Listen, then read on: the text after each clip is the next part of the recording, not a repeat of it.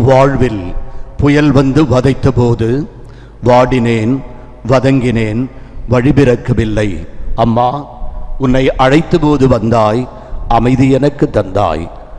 ஆண்டவர் இயேசு கிறிஸ்துவில் அன்பிற்கினிய அன்னையின் அன்பு பக்தர்களே, புனித பெரிய நாயகி அன்னையினுடைய புண்ணிய பூமியில் இருந்து திருத்தலத்தின் அதிபர், இணை அதிபர், ஆன்மீக குரு, அடியேன் அருட்சகோதரர் பெயரால் உங்களுக்கு புதிய ஆண்டினுடைய வாழ்த்துக்களை தெரிவித்துக் கொள்வதில் நான் மகிழ்ச்சி அடைகிறேன். அம்மா, நீ சீரனி, நீ செஞ்சுடர், நீ தாரகி, நீ திங்களும், நீ ஜகத்திற்கெல்லாம் காரணி, நீ கண்மணி, நீ பெண்மணி, நீ எம்மை ஆதரிக்கும் அன்னை மரியும் நீயே. இன்று மரியன்னை இறைவனின் அன்னையினுடைய பெருவிழா. புத்தாண்டு புலர்ந்து விட்டது, மற்றும் ஓர் ஆண்டு மலர்ந்து விட்டது. இப்புத்தாண்டை இயேசுவின் இனிய நாமத்தில் தொடங்குவோம்.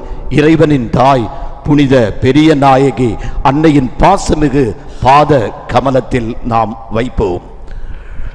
இன்று இயேசு பிறந்த 8ஆம் நாள். அவருக்கு இயேசு என்ற பெயரை சூட்டிய நாள். இயேசுவின் நாமம் சிந்தைக்கு இனிய நாமம், செவிகளுக்கு இனிய நாமம், பைந்தமிழ் பாவுக்கும் நாவுக்கும் இனிய நாமம். இயேசுவின் பெயருக்கு விண்ணவர் மன்னவர், கீழுள்ளோர் மேலுலகோர் அனைவரும் மண்டியிடுவர். பிலிப்பியர் எழுதிய கடிதம் 2ஆம் அதிகாரம் 1 திருவசனம். நாம் மீட்படி இயேசுவின் பெயரை தவிர வேறு எந்த பெயரும் கொடுக்கப்படவில்லை. திருப்பாடல் 4:12 புனித பேதுரு கால் ஊனமுற்ற ஒருவரை இயேசுவின் பெயரால் எழுந்து நடக்கச் செய்தார். பழைய ஏற்பாட்டில் சிறுவன் தாவீது கோலியாத் என்ற அரக்கனை கடவுளின் பெயரால் கொன்றான். 1 சாமுவேல் என்ற புத்தகத்திலிருந்து. நம் வாழ்வில் கோலியாத் போன்ற பல தீய சக்திகள் நம்மை முடக்கி விடுகின்றன. நாம் செய்வது என்னவென்று கலங்கி திகைக்கிறோம். ஆனால் இயேசுவின் பெயரை சொல்லி அவற்றை எதிர்த்து வெற்றி அடைவோம்.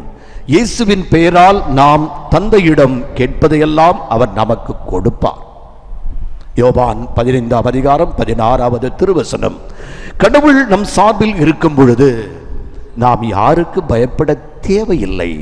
ஆண்டவரே என் ஒளி, அவரே என் மீட்பு, யாருக்கு நான் அஞ்ச வேண்டும், யாருக்கு நான் நடுங்க வேண்டும். திருப்பாடல் ஆசிரியர் 27ஆம் அதிகாரம் 1 வசனத்திலே. இன்று புனிதமிகு கன்னிமரியா இறைவனின் தாய் பெருவிழாவை கொண்டாடுகிறோம். மரியன்னையினுடைய தனிச்சிறப்பு அவர் இறைவனின் தாய் என்பதாகும். நாம் மேகத்தை புகழ்வது அது கொடுக்கும் மழைக்காக, மரத்தை புகழ்வது அது கொடுக்கும் கனிக்காக, பசுவை புகழ்வது அது கொடுக்கும் பாலுக்காக, தாயை புகழ்வது அவர் ஏடெடுத்த செய்காக. அவ்வாறே நாம் மரியன்னையை புகழ்வது அவர் ஈன்றெடுத்த உலக மீட்பர் கிறிஸ்து கடவுள் என்பதற்காக. ஆக மரியா கடவுளின் தாய் என்பதில் ஐயமில்லை. இன்றைய திருப்பலியின் வருகை பாடல் மரியாவை இறைவனின் தாய் என்று புகழாரம் சூட்டுகிறது. வாழ்க புனித அன்னையே, விண்ணையும் மண்ணையும் எக்காலத்து ஆளும் அரசனை ஈன்றவள் நீரே என்கிறார் செதூலியஸ் என்ற திருத்தூதர். இந்த 2ஆம் வாசகத்திலே திருத்தூதர் பவுல் காலம் நிறைவேறிவிட்டது, காலம் நிறைவேறிய பொழுது கடவுள் கன்னியிடம் பிறக்க திருவுளமானார் என்கிறார் கலாத்திய திருச்சபைக்கு எழுதிய கடிதம் 4ஆம் அதிகாரம் 4வது திருவசனத்திலே.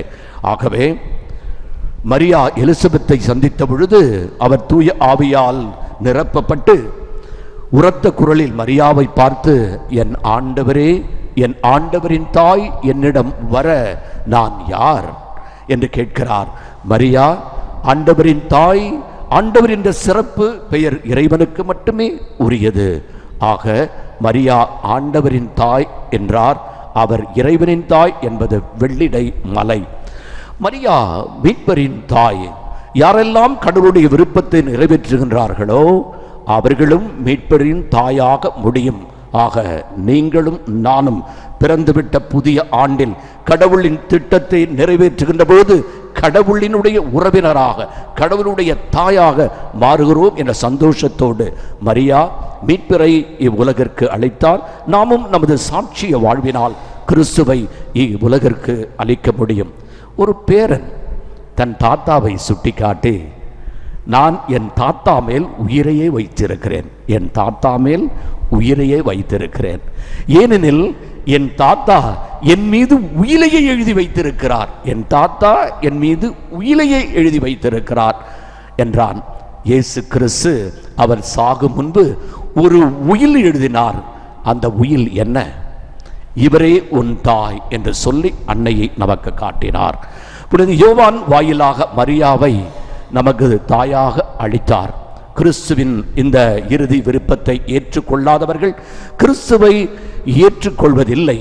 மரியாவை நமது தாயாக ஏற்றுக்கொண்டு அவருடைய பாதத்தில் இப்புத்தாண்டை வைப்போம். உருவில்லான் உருவாகி உலகில் ஒரு மகனுப்பு கருவில்லா கருத்தாங்கிய கன்னிமரி நம்மை கைப்பிடித்து வழி நடத்துவார். மரியன்னை உண்மையிலேயே இறைவனின் தாய் என்று கிபி 431 எபேசில் கூடிய பொதுச்சங்கம் அறிக்கையிட்டது. இம்மானுவேல் உண்மையில் கடவுள், எனவே பேறு பெற்ற கன்னி உண்மையிலேயே இறைவனின் தாய்.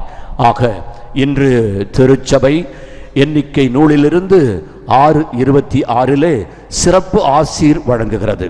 அதே ஆசீரை புத்தாண்டின் ஆசீராக உங்களுக்கு உலக மக்கள் அனைவருக்கும் மகிழ்ச்சியோடு அளிக்கிறேன்.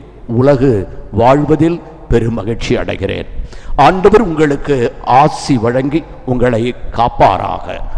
உங்கள் திருமுகத்தை ஆண்டவர் உங்களுக்கு காட்டி உங்களை காப்பாராக. உங்கள் மீது அருளை பொழிவாராக. இப்புத்தாண்டு முழுவதும் கடவுள் உங்களை காப்பார். நீங்கள் போகும்போதும் காப்பார், வரும்போதும் காப்பார். உங்கள் வலப்பக்கமும் இடப்பக்கமும் உங்களுக்கு மேலும் கீழும் ஆண்டவர் கோட்டையாகவும் அரணாகவும் இருப்பார். தீமை உங்களை அணுகாது, துன்பம் உங்கள் உறவிடத்தை நெருங்காது. அஞ்சாதீர்கள், கலங்காதீர்கள். எம்மானுவேலாகிய கடவுள் என்றும் நம்மோடு இருக்கிறார்.